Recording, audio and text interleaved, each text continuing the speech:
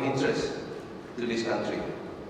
Stakeholders to the development of gas industry in the energy sector. Yesterday I got actually my first update again on TAPI, and I was pleasantly surprised with noting that the progress that has been made since, and I believe that gradually all the pieces of the puzzle will fall into play, and that at the end of the day this project, this important project, may see the day of light, the light of day, and will eventually materialize. And that's what we, of course, at the Asian Development Bank would hope for. We've always supported it, and we'll continue support working with the governments. Maybe there are some concrete prospects that Asian Development Bank see on TAPI. Well, we always like to look at the demand side and demand-driven requests from the government, and potentially ADB may consider to support the government shareholders in the project for Turkmenistan, Afghanistan and Pakistan in securing their contributions in the equity of the project company.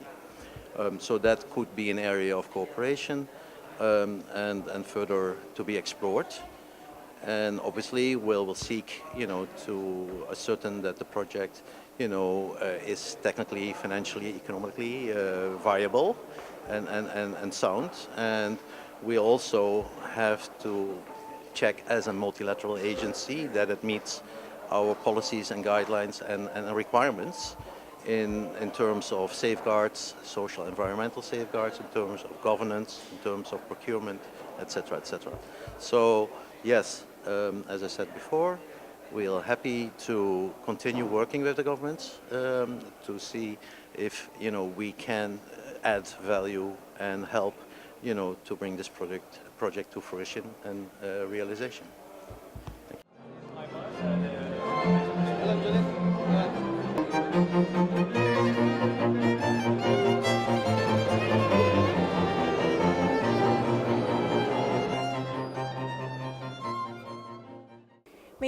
May you tell about prospects of TAPI and maybe issues you faced?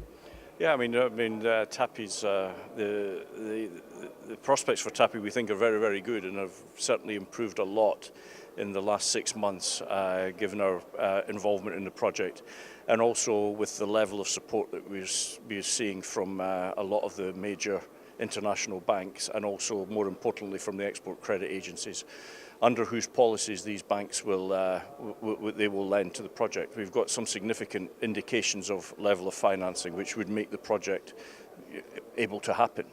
We still face a lot of issues. We've got to get the final structure of the project finalised. We've got to get all the contracts in place.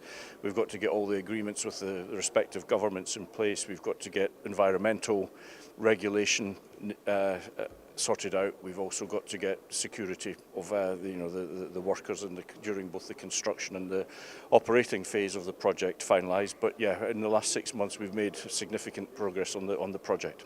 There's no environmental impact of the project being underground. I think that when you look at where the gas is being sold, particularly into India, the gas is going to replace a lot of coal-fired based production, and therefore gas is cleaner than coal. So I think that the pipeline will actually lead to significant improvements in the green aspects of the project than currently exists within the countries that are off-taking the gas from the project. Well, we're looking to try and achieve financial close by the first quarter of 2020.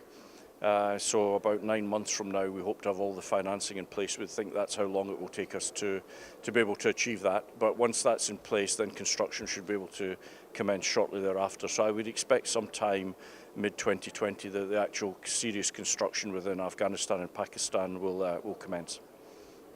Pakistan initiated its construction. Pakistan has to sign some other agreements with Turkmenistan and Afghanistan, but they started. when they can finish it to make PAPI construct real? I think that the host government agreements and the draft forms are already in place, the heads of terms are in place. It's just a case of putting some more detail into those agreements, but I don't expect that that will be the limiting factor on limiting the construction of the project. Okay, thank you very much. You're welcome. Thank you.